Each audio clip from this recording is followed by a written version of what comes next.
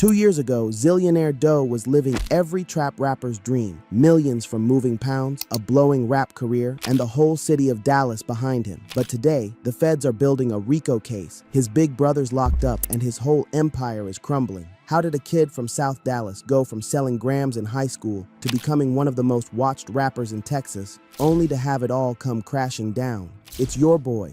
And today we're breaking down the real story of Zillionaire Doe, a story of ambition, loyalty, and the dangerous game of mixing street money with rap dreams. Hi, I'm back with another investigation into the streets and the music industry.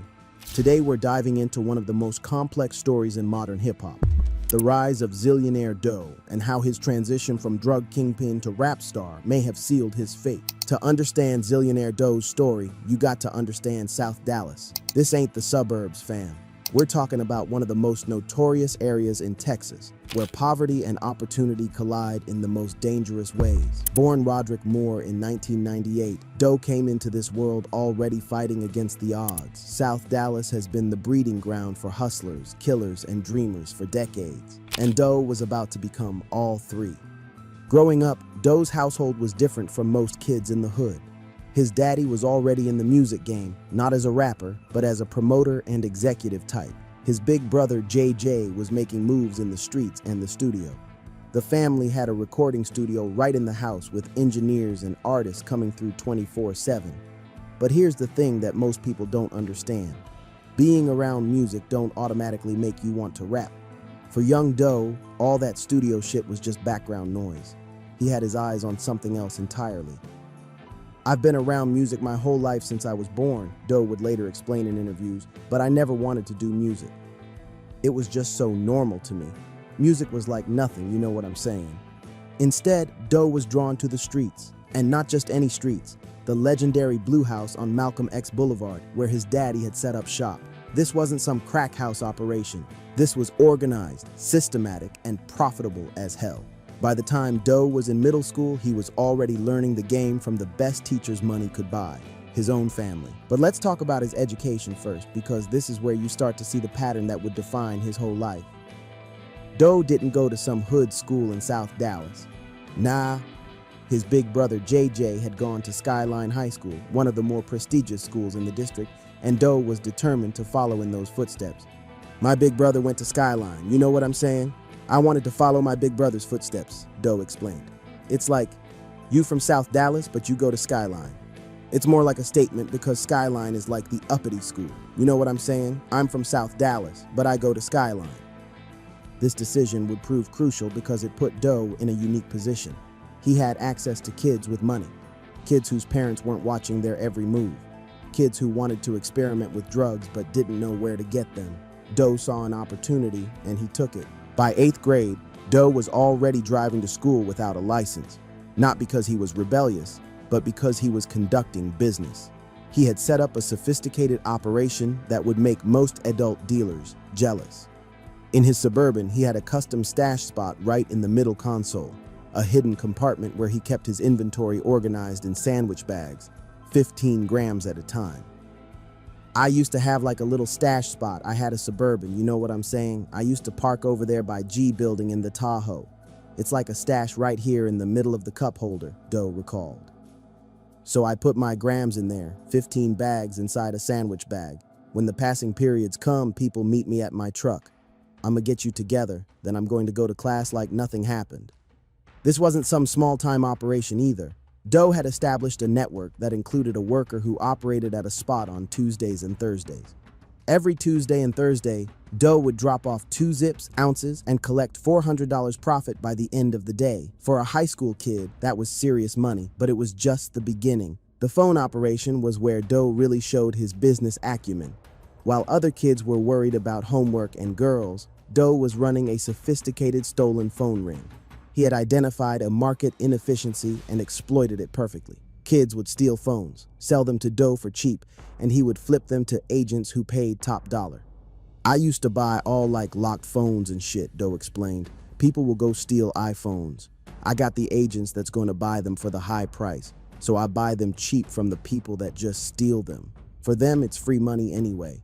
Depending on what phone it is, I might give you 50, 100, 200. The max I'm giving you is 200 probably for the maxes. taking them to my people, they're gonna give me 400. The math was simple but effective. Buy for $200, sell for $400. Do that 4 times a day after basketball practice, and you're looking at $1,200 profit daily. For a teenager, this was life-changing money, but it also came with life-changing risks. The first time Doe got jammed up was over a phone deal gone wrong. A kid at school had his phone stolen, and when he reported it, the trail led back to Doe. This was his introduction to the juvenile justice system, and more importantly, it was his first lesson in how snitching could destroy everything you built. The kid go tell, you know what I'm saying? And once they tell, I bought the phone. I had already bought the phone from the person. In the midst of that, they asked him, who did he sell the phone to? He told them me. Doe remembered. That was the first time I ever got jammed up doing some shit. His coach tried to save him, begging the principal not to kick him out of school. But Doe couldn't help himself. Within weeks, he was back to moving phones, and when he got caught again, that was it. His coach was done with him. Coach was fed up with me. Tired with them phones. That shit had got bad the second time, Doe admitted. But here's what's crucial to understand. These weren't just teenage mistakes. These were calculated risks that Doe was taking because he had already identified his path in life. While other kids were dreaming about college and careers, Doe was building a criminal enterprise, and the money was too good to stop. Act 2, The Rise, Building an Empire. After graduating from Skyline in 2019, Doe made a decision that would define the next chapter of his life. While his classmates were heading to college, he was heading deeper into the streets, but this wasn't some desperate move by a kid with no options. Doe had options. His family had money, connections, and legitimate businesses. He chose the streets because that's where he saw the biggest opportunity. I'm trying to rank up in the streets what I'm doing, Doe explained.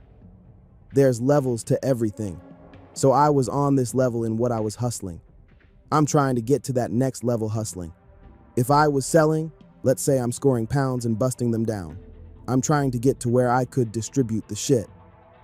This is where Doe's story gets really interesting, because he wasn't just some corner boy trying to make a quick buck. He was thinking like a CEO, looking at market expansion, supply chain management, and profit maximization. The phone operation had taught him about buying low and selling high. The school dealing had taught him about customer service and reliability. Now he was ready to scale up.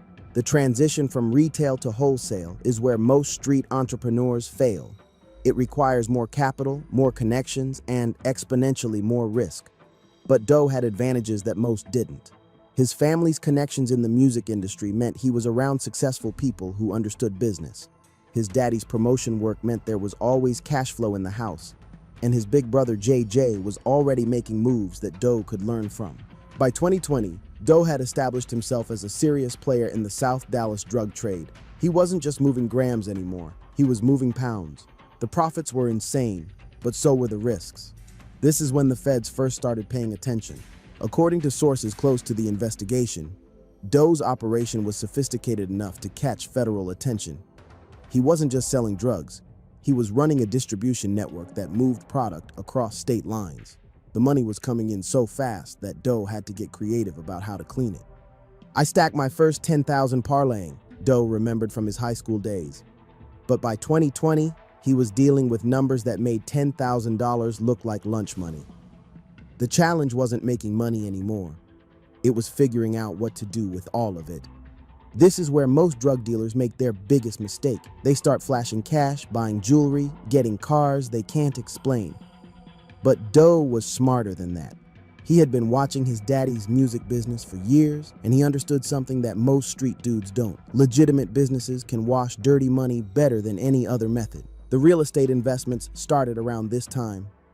Doe began purchasing properties in South Dallas, not just as investments, but as a way to legitimize his income. On paper, he was a young entrepreneur making smart real estate moves. In reality, he was using drug money to build a portfolio that would make his wealth appear legal. But the feds weren't stupid. They had been watching the Blue House for years, and they knew that the level of success Doe was showing didn't match any legitimate income sources. The surveillance started intensifying, and Doe's name began appearing in federal databases as a person of interest. The turning point came in late 2021 when Doe's operation reached its peak. He was moving serious weight, had multiple properties, and was generating millions in revenue. But he was also getting sloppy. The success had made him confident, maybe too confident. He was starting to believe his own hype, thinking he was untouchable. That's when his friend BFG Strap approached him with an idea that would change everything: the transition to rap. The conversation happened in LAX airport in September 2022. Doe was walking through the terminal when he heard someone call out, "Little Doe." It was BFG Strap, a rapper from Dallas who had been making noise in the local scene. They had known each other since childhood, but this meeting would prove to be life-changing. He like, "Man, why you ain't pull up on me? This and that." Like, "Man, I was busy, brother. My fault. This and that." He like, "Man, I'ma put you on my manager. I want you to start rapping this and that," Doe recalled. At first, Doe wasn't interested. He was making too much money in the streets to worry about rap. Music had always been around him, but it had never been his passion. He was a businessman, not an artist. But Strap was persistent. "Hit my DM like, 'Man, I want you to rap. You gonna blow up. You know what I'm saying? Hit my manager right now and tell him about you. You gonna do a whole tape, this and that. I'm telling you gonna pop," Doe remembered. 2 days later, BFG Strap was dead. The murder of BFG Strap sent shockwaves through the Dallas rap scene. Strap had been one of the most promising young artists in the city, and his death left a void that nobody knew how to fill. For Doe, it was a wake-up call about the fragility of life and the importance of leaving a legacy. 2 days after he DM'd me, my homie passed away, and that was my motivation, Doe explained. "I was just with bro, I just seen him. You know, we just talked. I'm like, damn, any day. You never know how life turn out. People can leave, die any day. I'm like, man, I'm going to go just start this shit." But Doe's decision to start rapping wasn't just about honoring his friend's memory. It was a calculated business move. He had millions in drug money that needed to be cleaned, and the music industry provided the perfect vehicle for money laundering. Record labels, touring, merchandise, streaming revenue. All of these could be used to legitimize illegal income. The plan was brilliant in its simplicity. Doe would use his drug money to fund a rap career, creating the appearance of legitimate income while actually washing dirty money through the music business. He could pay for expensive videos, studio time, and promotion, all while claiming the money came from his successful music career. The music industry takeover. When Doe decided to enter the rap game in October 2022, he didn't do it halfway. This wasn't some kid with a dream and a cheap microphone. This was a millionaire drug dealer with unlimited resources and a clear vision of what he wanted to accomplish. "Everything I do, I'm doing it out my pocket with my own money," Doe explained. "I flew out my cameraman from Detroit. I used to sit up on YouTube listening to Detroit shit, watching that shit on YouTube, seeing who's shooting that shit. Everything I do, I'm doing it for real. I don't do nothing for play. I'm going to pay my people right." The first video cost him $5,000, a massive investment for most new artists, but pocket change for someone moving the weight Doe was moving. He rented luxury cars, bought expensive outfits, and hired top-tier production teams. The result was Life of a Young Boss, a video that looked like it came from an established artist, not someone who had just started rapping. The strategy worked immediately. QCP, one of the most respected names in hip-hop media, liked the video within hours of its release. This wasn't luck. This was the result of Doe's business acumen and unlimited budget creating content that couldn't be ignored. QCP had came and liked it. That was like, damn, that was some motivation, like keep going, like damn, this shit can do something, Doe remembered. But the real breakthrough came with D-Boy Dreams. This track wasn't just a song, it was a mission statement. Doe was telling the world exactly who he was and where he came from, but he was doing it with production values that most major label artists couldn't afford. The song caught the attention of DJ 240, who started playing it in Dallas clubs. Within weeks, it was being played in strip clubs across the city, with dancers and patrons tagging Doe on social media. The organic buzz was real, but it was built on a foundation of drug money and strategic investments. As soon as I dropped it, the DJ played it. My homie 240 was pushing that shit. He really was the first person to really push that shit. He worked in the club, so soon as that shit dropped, he was spinning that shit, Doe explained. This is where Doe's story gets really complex, because his success wasn't just about having money to invest. He was actually talented. The music was connecting with people on a real level because Doe was rapping about experiences he had actually lived. He wasn't some fake street rapper, he was the real deal, and people could feel it. The vlogs were another masterstroke. While other rappers were trying to maintain mystery around their lives, Doe was documenting everything. He showed people his cars, his jewelry, his lifestyle, all funded by drug money but presented as the fruits of his rap success. The transparency created a connection with fans that most artists never achieve. When I got in the game, I did it like that. Because I know what I wanted to hear, I know what I wanted to see, so it was easy, I'm just going to do the shit I want to see, the shit I wanted when I was just a consumer, Doe explained. By early 2023, Doe had built a legitimate buzz in the Dallas rap scene.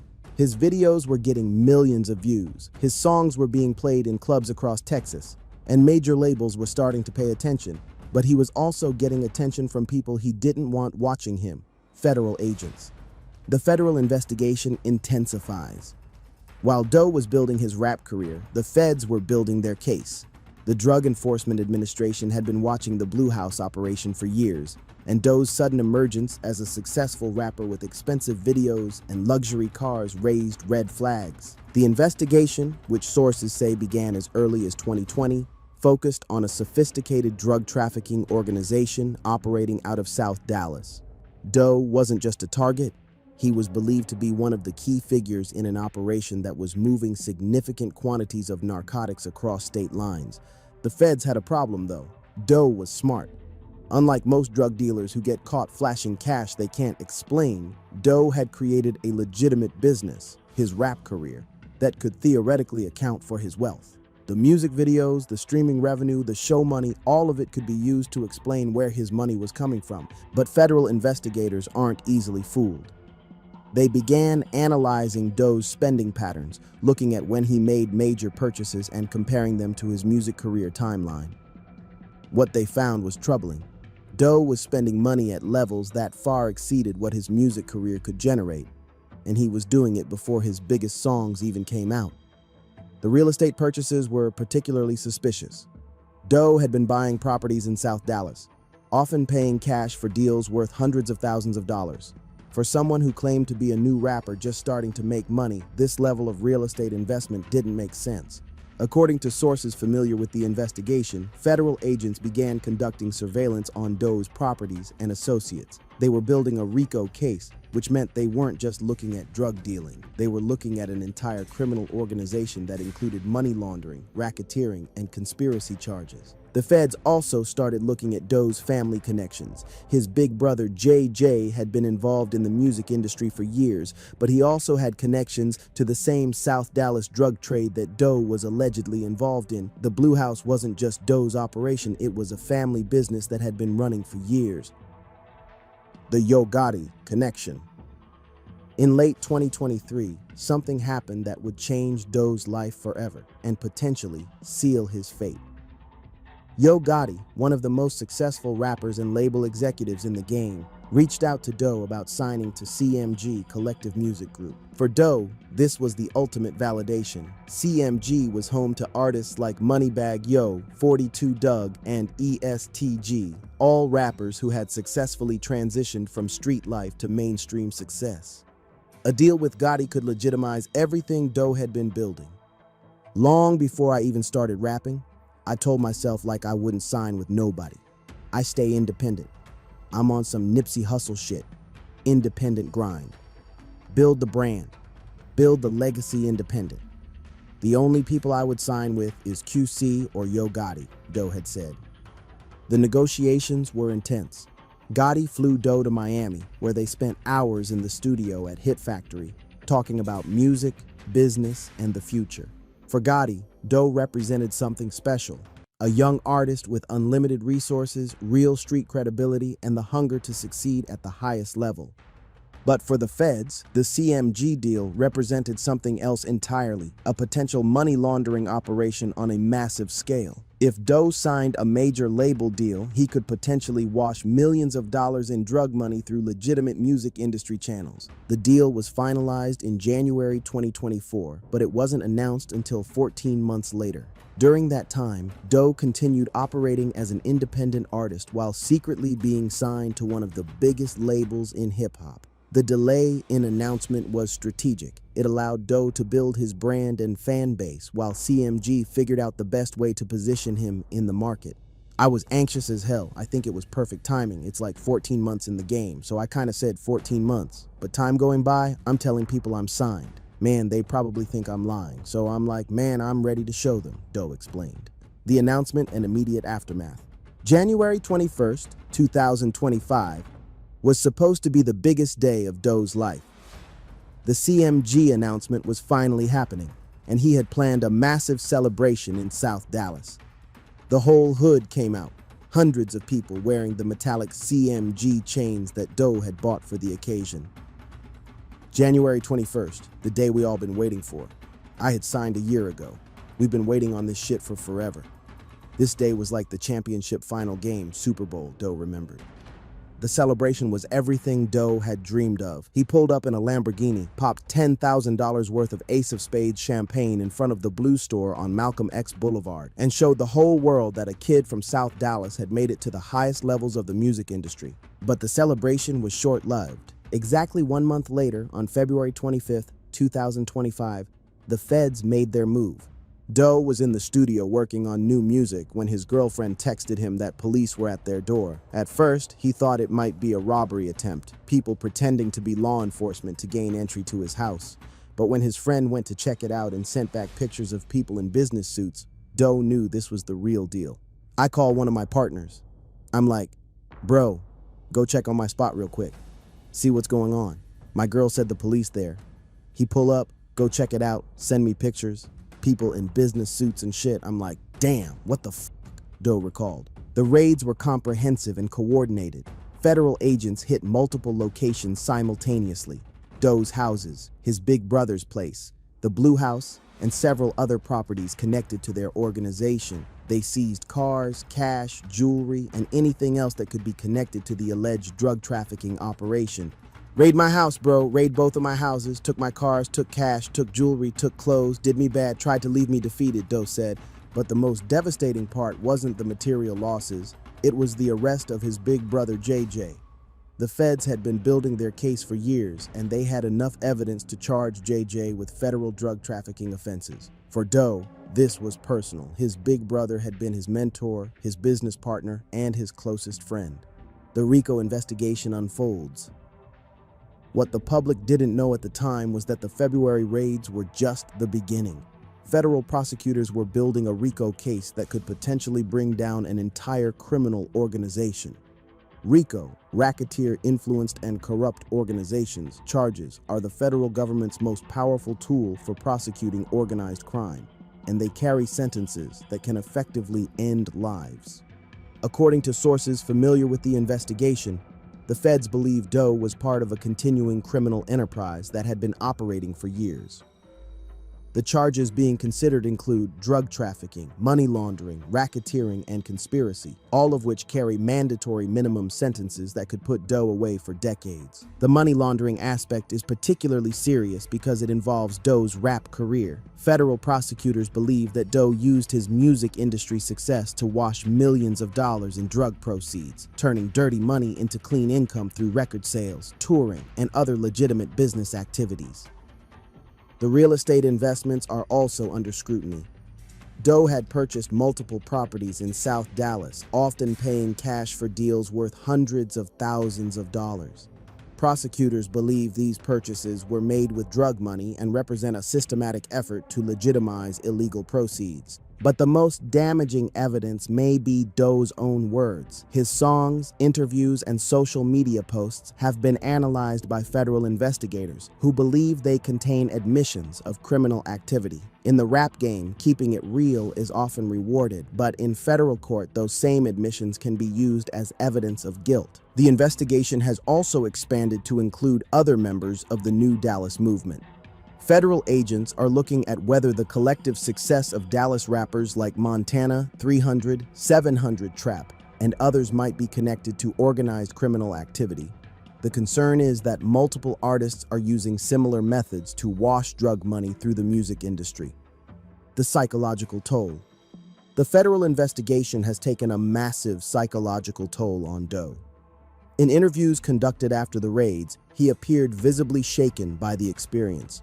The confident, charismatic young man who had taken over the Dallas rap scene was replaced by someone who seemed to understand, for the first time, the real consequences of his choices. Mentally, I was like, I'm steady trying to push. Bad shit steady happening. Steady happening. I'm just like, man, bro, we just did the announcement. The world trying to see my new shit. I can't even get in my right creative mind. All over the place mentally, Doe admitted. The timing couldn't have been worse. Just as Doe was reaching the peak of his rap career, with a major label deal and national attention, his past was catching up to him in the most serious way possible. The stress of knowing that federal agents were building a case against him while trying to maintain his music career created an impossible situation. The arrest of his big brother JJ was particularly devastating. JJ had been more than just family. He had been Doe's business partner, mentor, and closest confidant. Losing him to the federal system while trying to navigate his own legal troubles left Doe feeling isolated and vulnerable. I explained to him like, man, I thought everybody was happy for us, bro. I thought they was proud of what we was doing. And when the news came out, all this shit, I'm like, damn, bro. They ready to see this shit crumble, bro. They on blogs laughing, Doe said. The public reaction to the raids was mixed. Some fans supported Doe, viewing him as a victim of federal overreach. Others saw the investigation as proof that his success had been built on illegal activity. The hip-hop community was divided, with some artists distancing themselves from Doe, while others showed solidarity. The current situation. As of late 2025, Doe remains free on bond while federal prosecutors continue building their case. He has not been formally charged, but sources close to the investigation say indictments could come at any time. The grand jury process is ongoing, and federal agents continue to gather evidence and interview witnesses. Doe has tried to maintain his music career while dealing with the legal pressure. He released his August 15th mixtape as scheduled, but the project received less attention than his previous work. The federal investigation has cast a shadow over everything he does, making it difficult for him to promote his music or book shows. The financial impact has been severe. The asset forfeiture process has frozen much of Doe's wealth, leaving him unable to access money that he claims is legitimate income from his music career. The expensive lifestyle that he had built, the cars, jewelry, and real estate, has largely been seized by federal agents.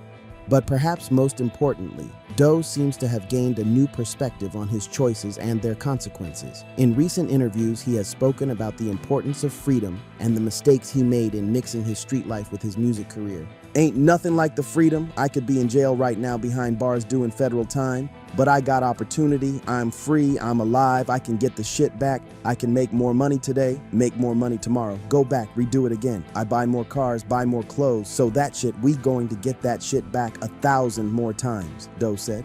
The broader implications.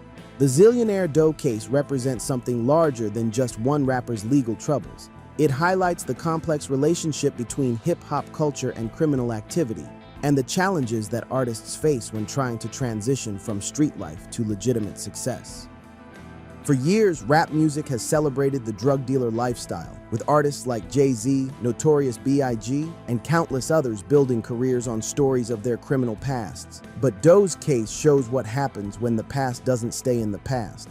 When federal investigators decide that an artist's success is built on ongoing criminal activity rather than legitimate business. The money laundering aspect is particularly significant because it represents a new frontier in federal prosecution of hip-hop artists. Traditionally, rappers who got in trouble with the law were charged with specific crimes, drug dealing, weapons possession, or violence. But the RICO charges being considered in Doe's case suggest that prosecutors are now looking at rap careers themselves as potential criminal enterprises. This has implications for the entire hip-hop industry. If federal prosecutors can successfully argue that a rap career is being used to launder drug money, it could set a precedent that affects how other artists operate. The line between celebrating street life and music and actually participating in criminal activity could become a legal distinction that determines whether artists face federal prosecution. The New Dallas movement, which Doe helped create, has also been affected by the investigation. Other artists in the collective have had to distance themselves from Doe to protect their own careers, showing how federal investigations can destroy not just individual artists, but entire musical movements. The lessons and legacy. Regardless of how Doe's legal case ultimately resolves, his story offers important lessons about the intersection of street life and the music industry. His rise from South Dallas drug dealer to major label rapper represents both the opportunities and dangers that exist in modern hip-hop. The most obvious lesson is about the impossibility of completely separating criminal activity from legitimate business. Doe's attempt to use his rap career to wash drug money may have seemed like a smart business move, but it ultimately made him more vulnerable to federal prosecution, not less. The timing of his success also worked against him. If Doe had been able to transition completely out of street life before starting his rap career, his story might have been different. But the overlap between his drug dealing and his music career gave federal prosecutors the evidence they needed to argue that his entire success was built on criminal activity. The psychological toll of living a double life is another important aspect of Doe's story. The stress of maintaining a successful rap career while knowing that federal agents were building a case against him created an impossible situation that affected his mental health and creative output. Perhaps most importantly, Doe's story shows the importance of making clean breaks from criminal activity. The hip-hop industry has always celebrated artists who successfully transitioned from street life to legitimate success, but those transitions require completely abandoning criminal activity, not just adding legal income streams to illegal ones. The future. As this documentary is being completed, Zillionaire Doe's future remains uncertain. Federal prosecutors are still building their case, and it's unclear when or if formal charges will be filed. If charges are brought, Doe could face decades in federal prison under RICO statutes that are designed to dismantle criminal organizations. The music industry has largely moved on from Doe's story, with new artists emerging to fill the void left by his legal troubles. The New Dallas movement continues, but without its most prominent figure, it has lost much of its momentum and cultural impact. For Doe personally, the experience has been transformative. The confident young man who once believed he could successfully balance drug dealing and rap stardom has been replaced by someone who understands the real cost of his choices. Whether he gets the chance to apply those lessons depends on decisions being made in federal courtrooms and prosecutors' offices. The broader hip-hop community continues to grapple with the implications of Doe's case. Artists, label executives, and industry professionals are all watching to see how federal prosecutors handle cases where rap careers and criminal activity intersect. The outcome could influence how the entire industry operates going forward. Conclusion. The story of Zillionaire Doe is ultimately a cautionary tale about ambition, loyalty, and the dangerous game of mixing legitimate success with criminal activity. His rise from South Dallas drug dealer to major label rapper represents both the opportunities and perils that exist in modern hip-hop. Doe's talent was real, his business acumen was impressive, and his success was earned through hard work and strategic thinking. But his inability to completely separate his criminal past from his musical future may ultimately destroy everything he built. The federal investigation continues, and Doe's fate remains uncertain. But his story has already become a part of hip-hop history, a reminder that in the music industry, as in the streets, every choice has consequences, and some mistakes can't be undone. Whether Zillionaire Doe will be remembered as a cautionary tale or as another example of the system destroying young black success depends on how his legal case resolves. But regardless of the outcome, his story offers important lessons about the price of ambition and the impossibility of outrunning your past. The kid from South Dallas who dreamed of being a rap superstar achieved everything he wanted: fame, money, respect, and a major label deal. But he may have lost his freedom in the process, proving that in the dangerous game of mixing street money with rap dreams, the house always wins in the end. For now, Zillionaire Doe remains free, making music and fighting federal charges that could end his career and his freedom. His story is still being written, but the lessons are already clear. Success built on criminal activity is never truly secure, and the federal government has resources that even the most successful drug dealers can't match. The rise and fall of Zillionaire Doe represents more than just one man's story. It's a reflection of the complex relationship between hip-hop culture and criminal activity, and a warning about the real cost of trying to have it both ways. In the end, Doe's greatest success may be serving as an example for the next generation of artists who face similar choices between the streets and the studio. The game is still being played, but the rules have changed, and for Zillionaire Doe, learning those new rules may have come too late.